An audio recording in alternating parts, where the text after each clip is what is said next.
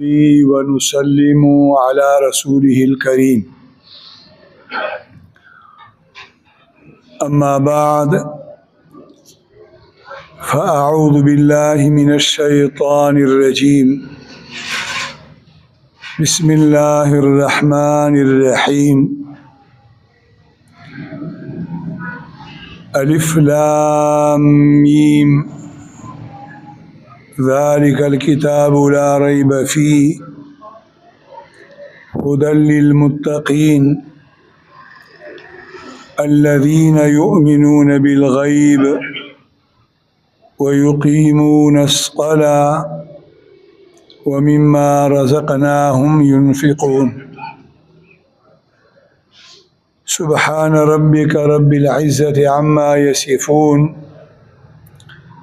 وسلام على المرسلين والحمد لله رب العالمين.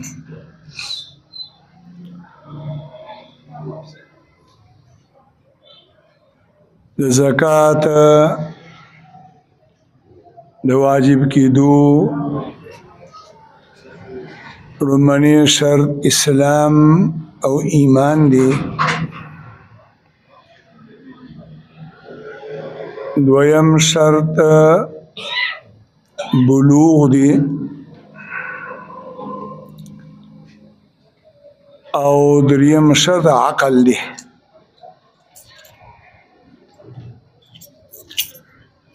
د عقل معنا ده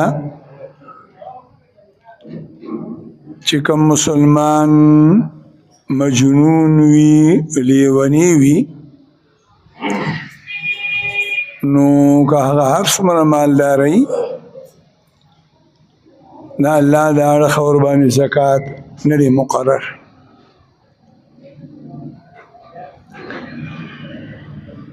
یو مسلمان پلار دی سرمایه‌دار دی مالدار دی دو زامنی دی یو په عقل روغ دی او بل ناروغ دی لیونی دی. نو شکل دغه پلار مرشي نور زامن الونی نی کوروالی منی امدادو زامنی یو لیونی ایو روغی. نو د دې مړه پلار دا ټول مال به په منځ نیمیږي، نیم به د دې روغي او نیم به د دې لیوني.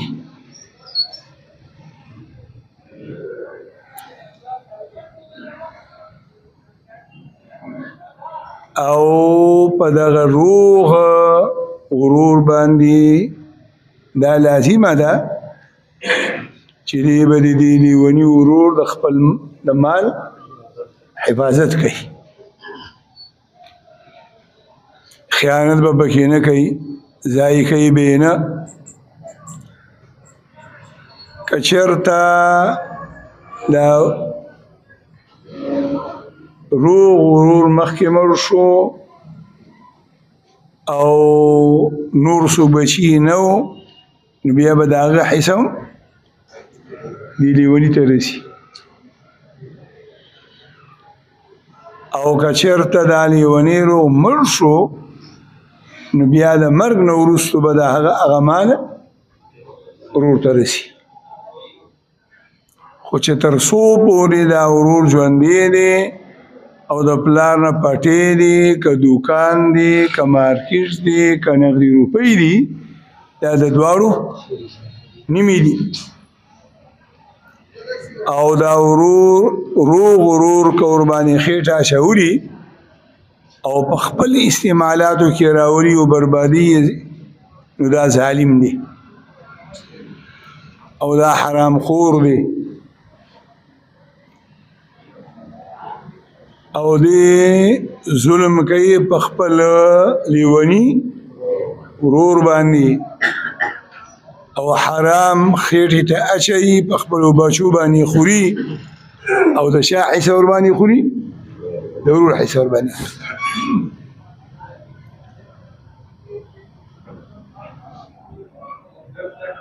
چې پلار مړ شي او درې زامنې شته، لوڼه یې شته، او د پلار د مرګ په وخت کې د ده کور وله حامله ده، نو چې کله دا بچي مال تقسیموي نو د مور په خېټه کې چې کوم بچی دی د هغې به هم حصه وباسي.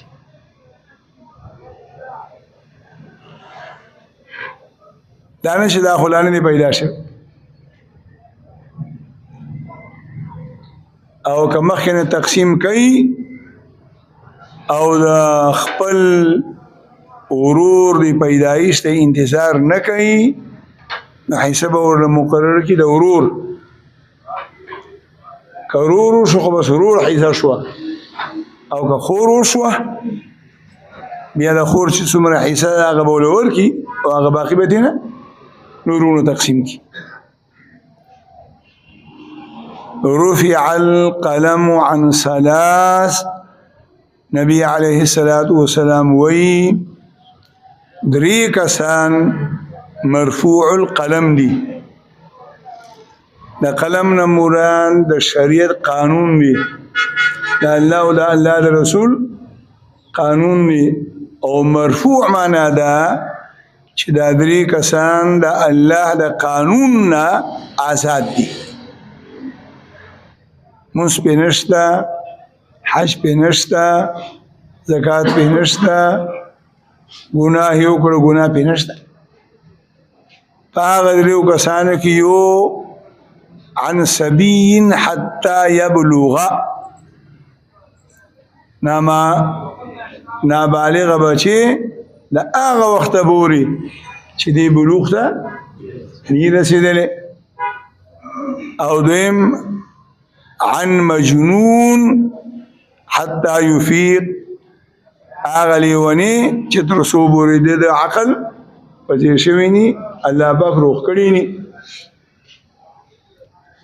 او بل عن النائم حتى يستيقظ،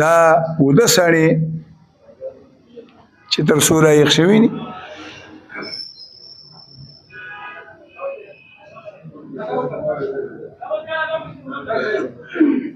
یو سړی نعوذ بالله خپل ښځې ته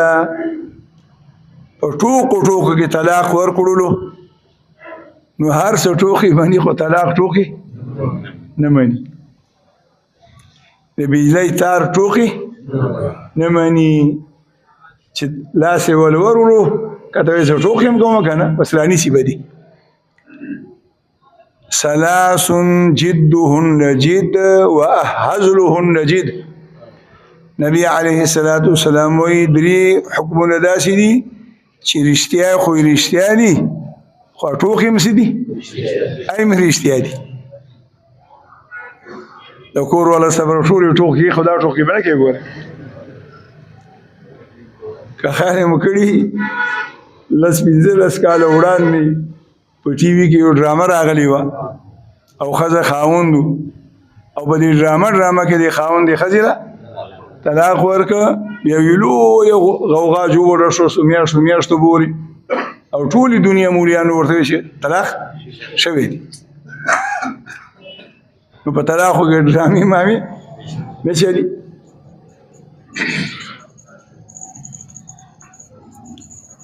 او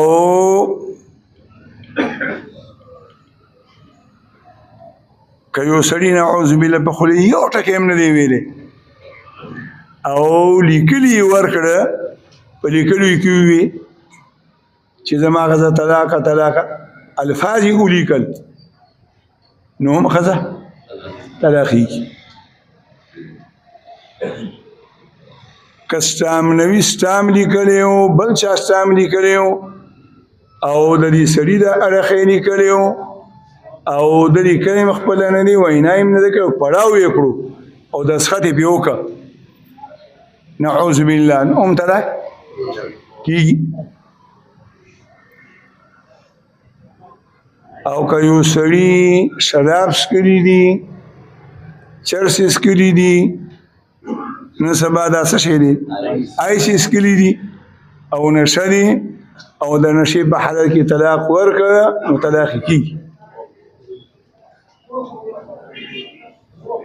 ها کله شراب او د سکلو نه بغیر بې هوشه شه میرګي پیراله او یا را پرې و د سره ولګېدو او بې هوشه شو او د بې هوشۍ په حالت کې طلاق ورکړه نو دا طلاق نه کېږي. او دغه رنګ یو سړی اوده دی او په خوب کې دی ولګي خپل کور والا طلاق ورکړي نو په خوب کې هم طلاق نه کېږي. وعن النائم حتى يستيقظ.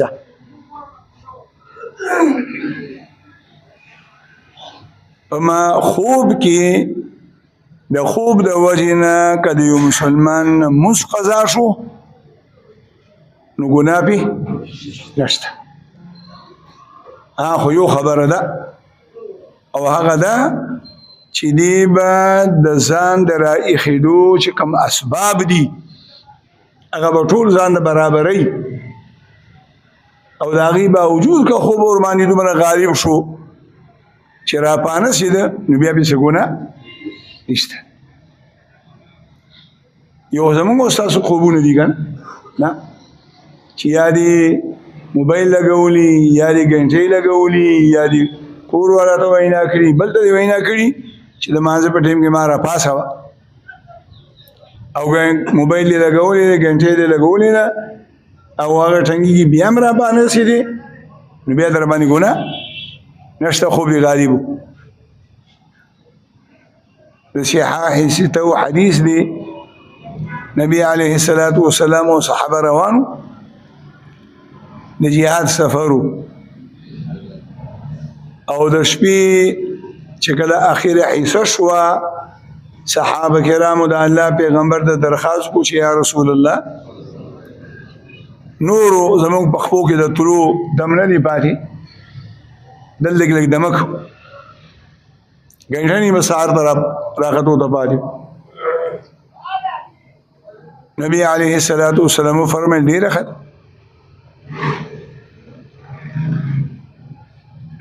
وده شو دشته وه ځنګل و ستړي ستومانه و الله پیغمبر اعلان وکړو من یکلؤنا وده کېږو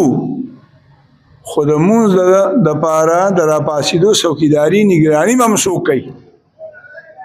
د سهار مونځ رانه قضا نه شي. نو وګوره د الله پیغمبر چې اوده کېده نو د راپاسېدو دپاره مخکې انتظام وکړو. بلال وی انا زه به څوکیداري کوم. صحابه کرام ټول اوده شو او بلال څوکیداري شروع کړه. صحابه کرامو به وخت نه ضایع کولو او نعوذ بالله ثم نعوذ بالله په دنیا کې د ټولو نه قیمتي نعمت هغه څه شی دی وخت دی او هغه زموږ ستاسو د مسلمانانو نه لګیا دي بربادي هسې لګیا دي تباه کېږي.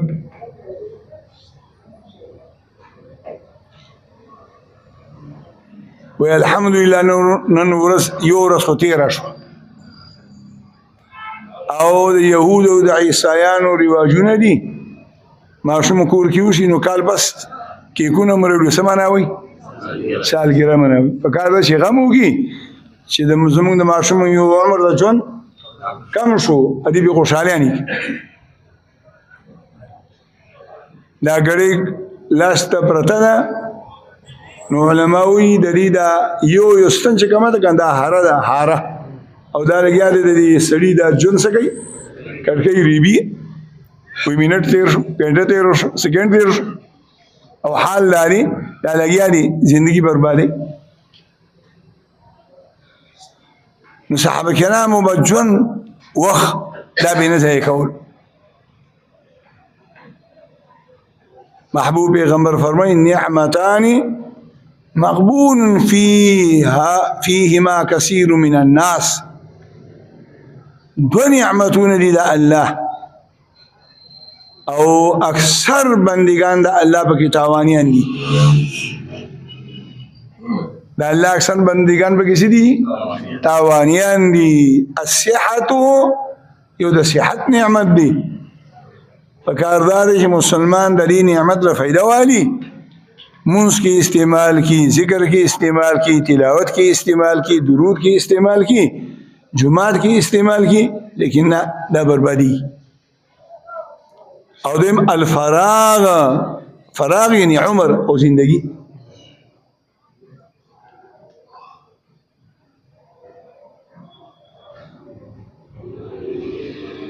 نو بلال ویچ اسی میں لگیا ما سوکیداری کو ما راشد دا وقت فائدہ والا نو نفل شروع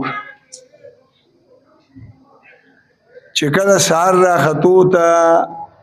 لگ ټیم پاتې شو نو کوم اړخ نه چې سار را خیزي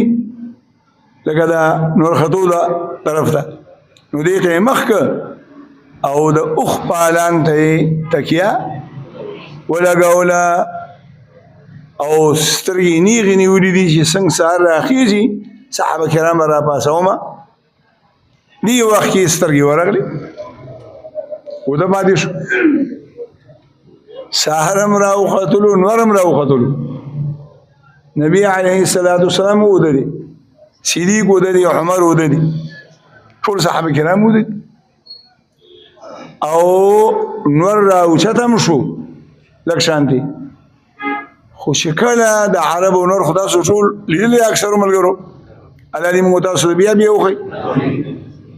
نو د نور د حرارت د ګرمایش چې د الله د پیغمبر په دې خپو قدمونو مبارک ولګېده کنه نو را پاسید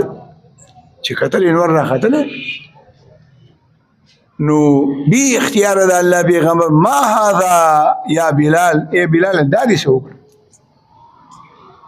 د سارموز درمانه څنګه نو په ټولو صحابه کرامو باندې او د سره د الله د پیغمبر نه یوځې تنمون شو قضا شو صحابه کرام د الله د پیغمبر د مزاج نه خبرو نو چې پوښ بلال چې کوتای را نه وشو د الله پیغمبر غوسه شو نو جواب ورکړ د الله د پیغمبر په غوسه باندې یې خبر راوړی و یا رسول الله صلی الله علیه وسلم کم الله چې ستا روح د ځان سره ایثار ساتلی و هغه الله زما روح هم د ځان سره ایثار وساتلو بس په دې کې سره د الله د پیغمبر غوسه یخه شوه او صحابه کرامو دې شابه سامان راټولوي ځکه دا مکروه وخت و د نور د راختو ټیم مکروه وخت دی عین د نور د راختو په ټیم کې به قضا موزم دراوړي لکه مخکې لاړه سفرې وکړلو او بیا د الله پیغمبر بلال ته اذان وکړه اذان یې وکړه اقامت یې وکړه سنت یې وکړه او بیا د سهار مونځ په جمع سره قضا راوړلو نشي ګڼ ملګري او د ټول مونځ په شریکه باندې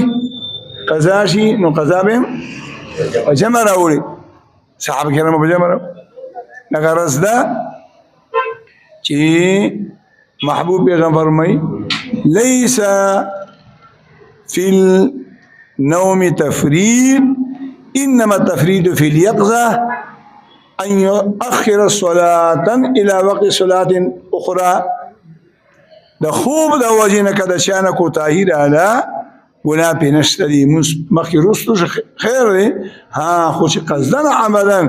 یو سړی یو مونږ بل مانځ ټیم ته ورسې نو ګناه ده ورو نغرض ده چې نابالغ په د باندې زکات نشته دي او لیونی حصه شته د نابالغ حصه شته د مورد پلار په مال کې لیکن زکات ورمانی نشته دي ځکه د الله پیغمبر وی الدین یسر دین آسان دی ګران نه دی څلورم شرط د زکات د فرض کېدو هغه دا دی چې یو مسلمان د زکات د حکم نه خبري چې زکات فرض دی او یا دی اوسیږي د مسلمانانو په ملک کې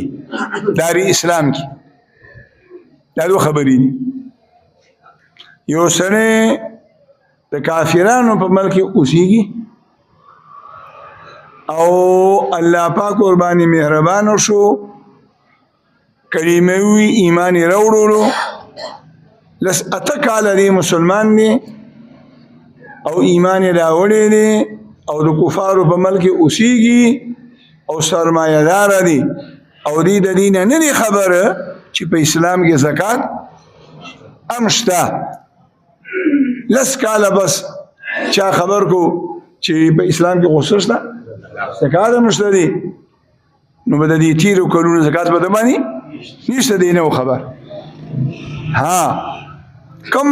مسلمان چې په دار اسلام د مسلمانانو په ملک اوسیږي نو دی کلس کاله زکات ورنکي او څوک دې د بوسو کې ولی وجه خبر نو ما نو په مسلمانانو په ملک د شریعت د احکامنا لا علمي دا عذر نه دی لکه څنګه په دې ملک اوسیږي او په سړک دی ګاډي روانه کړي او الټه سیر باندې روان وي او اکسیډنټ دی وکړلو او پولیس ونیولې نو دا عذر نشي کولی چې زه خبر نه وم نه دا اسلام کې هم دغه مسله او پنځم شرط هغه دا دی چې مال هغه مقدار ته ورسی چې کوم نظام شریعت د مسلمان د مال لپاره مقرر کړی دی دا نه چې 100 روپۍ رالي د 100 زکات به ورکړي د 100 رالي د 100 زکات به ورکړي د 100 رالي د 100 زکات به ورکړي شروع کې همدغه څه مسله وه بیا وروستو د الله پیغمبر د الله په وینا سره یو اندازه مقرر کړه یو حد مقرر کړه چې د کم مسلمان مال دغه اندازې د ورسی د الله په د باندې په دې مال کې زکات فرض کیږي او چې هغه اندازې ته نه رسیدلې نو زکات پکې نشته هغه اندازه چې کوم شریعت مقرر کړی ده هغه ته د قرآن او د حدیث په ژبه کې نصاب وایي نصاب او ما درته مخکې څو ځله خبر کړی ده چې په د الله د اړخه د الله د اړخه پورا آسمان الله پیدا کړی دی دا آسمان دی زمکه الله پیدا کړی ده زمکه ده غر الله پیدا کړی دی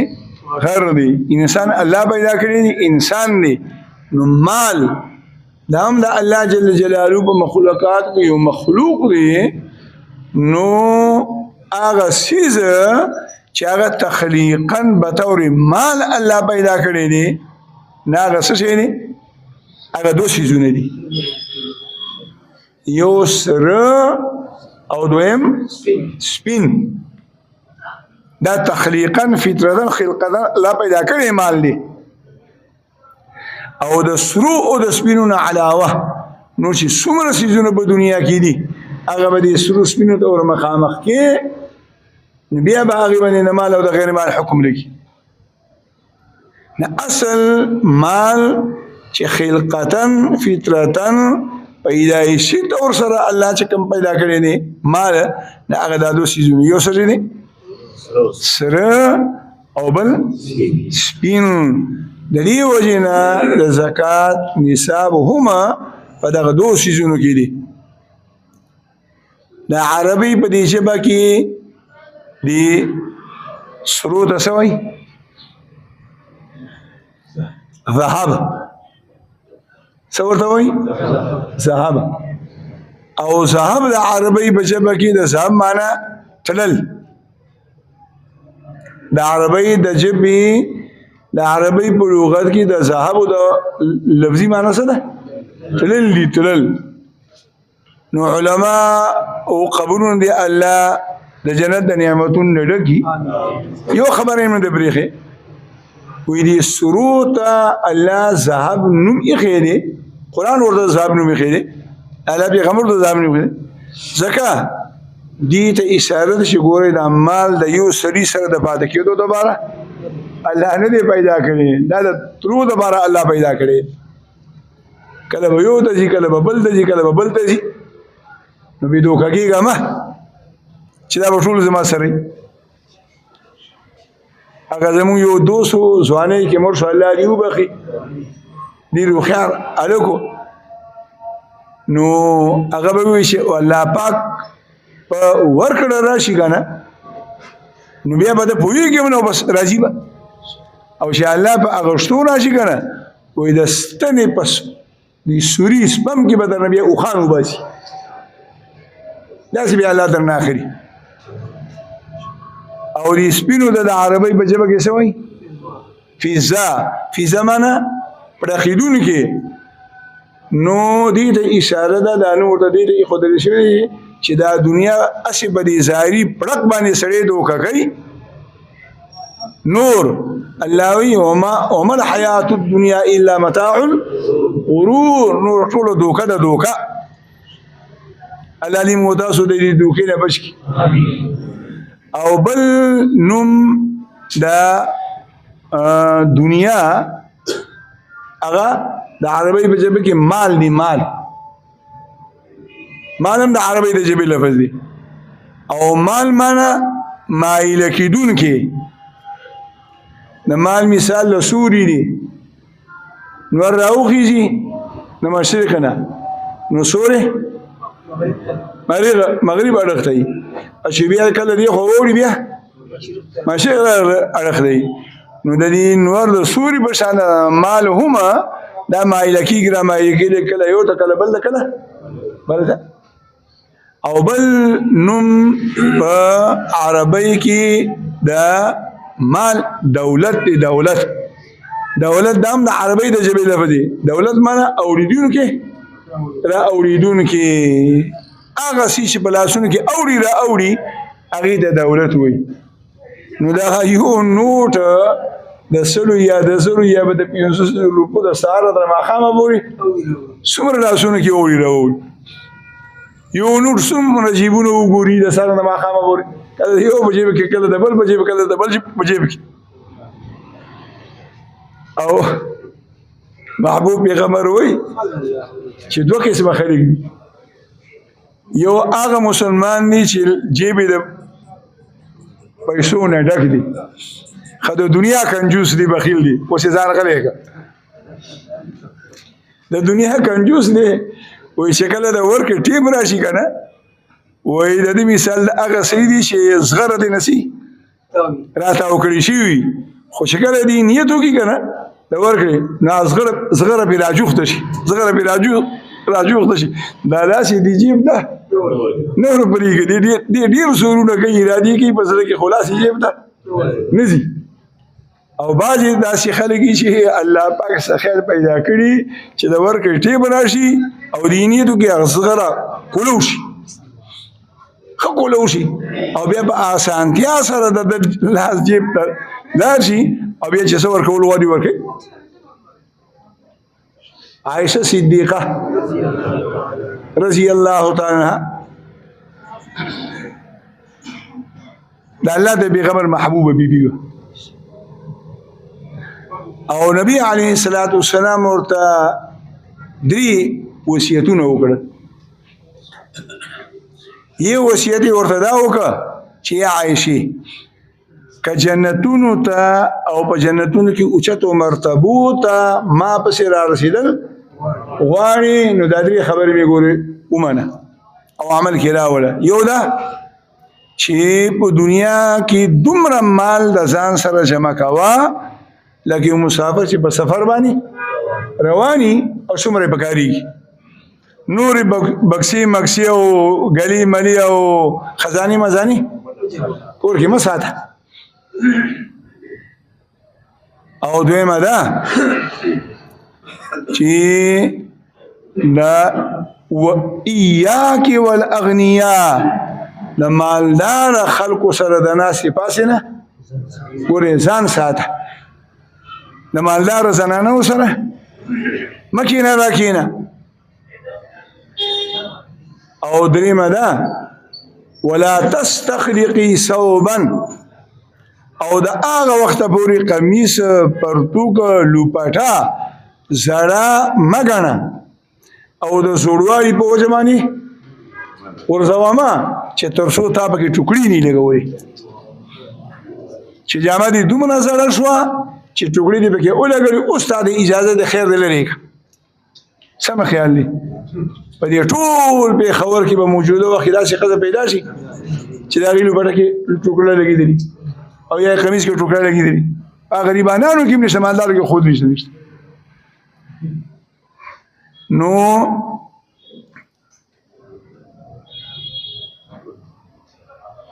یو ورځې 80,000 څومره 80,000 دراهم ورته چا راولېږل. څومره 80,000 دراهم ګوره په خوله یادېږي د نن نه 1500 کاله وړاندې، او د الله پیغمبر هم نشته او وصیت یې منلی. سهار ورته راغلل او شروع شوه د ماښام د نور د پرېوتو په وخت کې 1 روپۍ مو سره نه و پاتې. وینځه یې وه نو ماښام کې ورته وایي عایشې مالکې 1 روپۍ خو به دې ماله راکړې چې چېرته لږه غوښه هم پې راوړې وې، وایي مخکې به یې راته ویلې وې نو روپۍ مې به درته درکړې وه، اوس هر څه لاړ. نو دنیا او دولت هغه دغسې د دوکې شی دی. خوش قسمت هغه مسلمان دی چې هغه تبلیغیان ملګري دي که نه، کلې ښایسته خبرې کوي که نه، وایي داسې به نه کړي چې د مال نه څه جوړه کړي کښتۍ چې ته به کې څه شي. څنګه مثال ورکړي رانهیر شو. بهرحال نو رومنی شرط د زکات د واجب کېدو اسلام، دویم بلوغ، دریم عقل او څلورم نصاب. او نصاب د الله پیغمبر او شریعت مقرر کړي په 2 څیزونو کې، یو سره او بل سپین، ځکه چې فطرتاً تخلیقاً مال هغه دا 2 څیزونه دي. اوس د سرو نصاب څومره دی؟ 1.5 تولې. څومره دي؟ 1.5 تولې. او موجوده وخت کې 87 ګرام او 479 ملي ګرام جوړېږي. او د سپینو نصاب دی څومره دي؟ 200 درهمه. څومره دي؟ 200 درهمه. د الله د پیغمبر د زمانې درهم. او په هغه زمانه کې د 200 درهمونو جوړېده 52 تولې چاندي. او موجوده وخت کې د 52 تولې چاندۍ نه جوړېږي چې 112 ګرام او 35 ملي ګرام،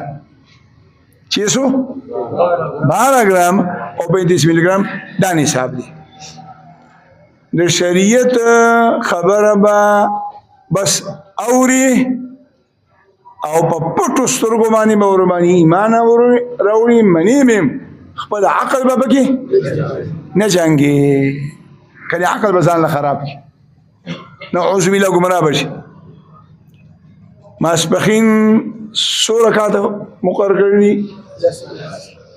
مونځ. د ماسپښین مونځ فرض 4 رکعاته دي، د مازدیګر 100 رکعاته دي، 4 رکعاته دي، او د ماښام 100 رکعاته دي، 3 رکعاته دي، او د سهار 100 رکعاته دي، 2 رکعاته. سهار خو سړی راپاسېږي